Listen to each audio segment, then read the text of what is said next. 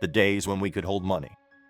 Have you ever stopped to think, when was the last time you actually paid with cash? Maybe at a grocery store, maybe in a taxi, or perhaps weeks ago, without even realizing it, something has been quietly disappearing from our lives. Cash. For thousands of years, money was something people could actually hold in their hands. They carried gold, they carried silver, they traded with copper coins. Then came paper money. A banknote wasn't just a way to pay for something, it was also a symbol of trust. Because once you held it in your hand, it was truly yours. You didn't need anyone's permission to use it. It worked even during a power outage. It didn't need an internet connection. Even if your phone died, the money in your pocket was still there. For centuries, humanity lived with money it could see and touch. But then, something quietly began to change. People started keeping their money in banks. Salaries began arriving directly into bank accounts. And one day, without even noticing, we realized that what we were using wasn't really money we could hold. It was simply a few numbers displayed on a screen. That was the beginning of one of the greatest financial transformations in human history. Almost without anyone noticing, money began to disappear from our hands, and little by little it became invisible. How a plastic card changed the world. In 1950, something seemingly ordinary happened in the United States. A businessman went out for dinner. When the bill arrived, he reached for his wallet, only to realize he had left it at home.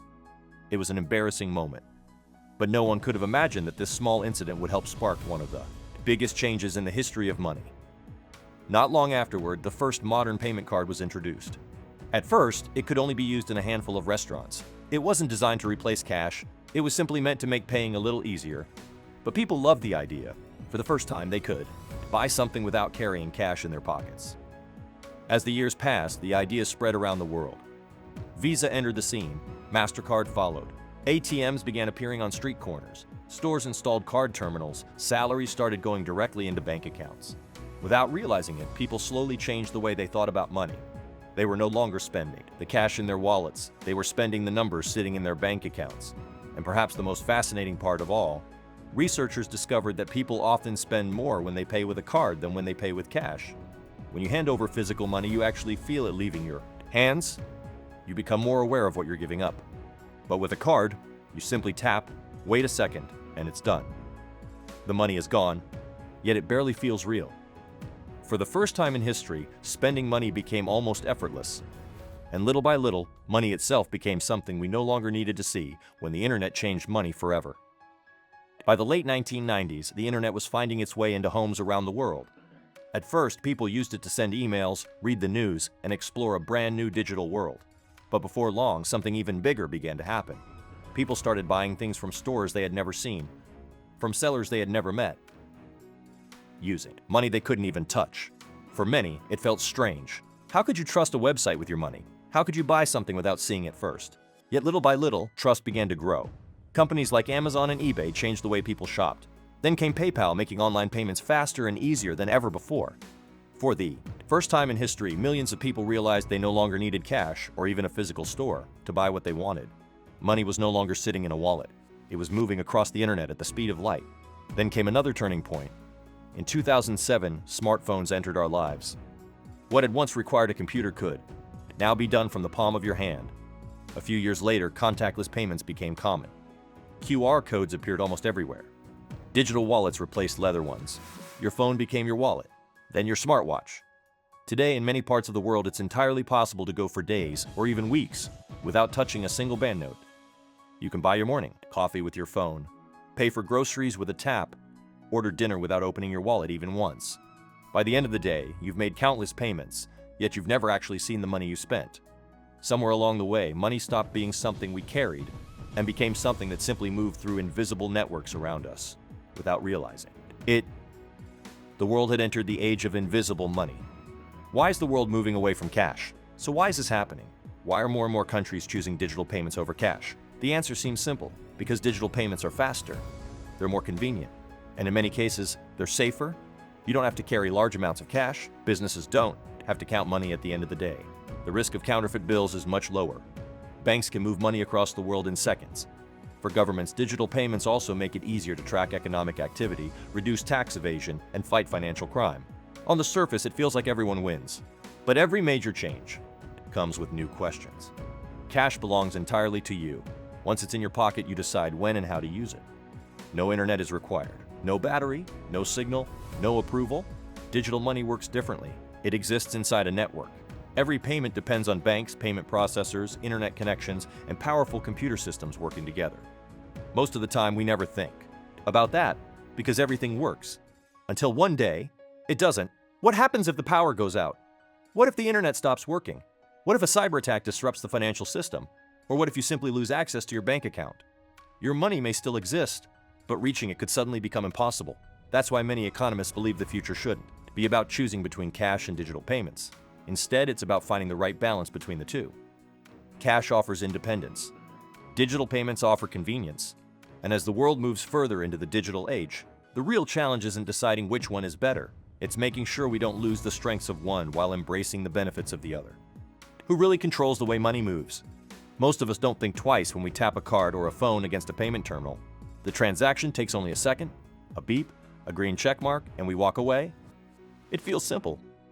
But behind that single tap, one of the largest financial networks ever created instantly comes to life. Within seconds, your bank communicates with another bank. Payment processors verify the transaction. Security systems scan for fraud. Powerful computers exchange information across continents. All of this happens so quickly that we rarely notice it. Money no longer travels in armored trucks. Today, it travels as data, and the companies that move that data have become some of the most important players in the global economy.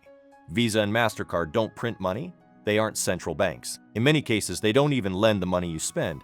Instead, they operate the networks that allow billions of payments to happen safely every single day. In China, however, the story looks very different. Millions of people rarely use bank cards at all.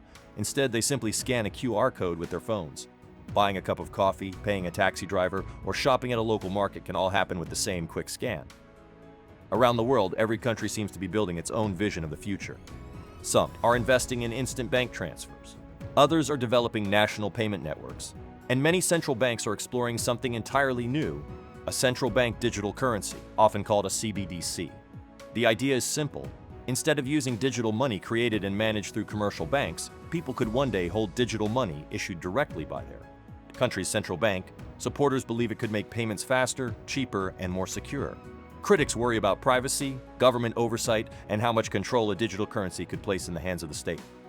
No one knows exactly which system will dominate the future. But one thing is becoming increasingly clear. The next global competition may not be about which country has the strongest currency. It may be about who builds the payment system that the rest of the world chooses to trust. Because in the digital age, the greatest power may no longer belong to those who create money. It may belong to those who control how money moves, the future of money. Take a moment and imagine walking into a store 10 years from now. You pick up what you need, you head toward the exit. No wallet, no cash, no credit card, maybe not even a phone. The payment happens automatically. A quick facial scan, a fingerprint, perhaps just your voice, and within a second, it's done. For many people, that future no longer feels like science fiction. It's already beginning to happen. Technology has always changed the way we use money. From gold coins to paper bills, from plastic cards to invisible digital payments. Each step made life a little faster and a little more convenient, but every step also asked us to place a little more trust in the systems behind it. For thousands of years, money wasn't just a way to buy things. It represented freedom, independence, security. If you held it in your hand, you knew it belonged to you. Today, money still exists, but more often than not, it's nothing more than information stored inside a computer. Perhaps future generations will only see paper money in museums. They may find it hard to believe that people once carried wallets full of cash. To them, paying with a banknote may seem as strange as paying with gold coins feels to us today.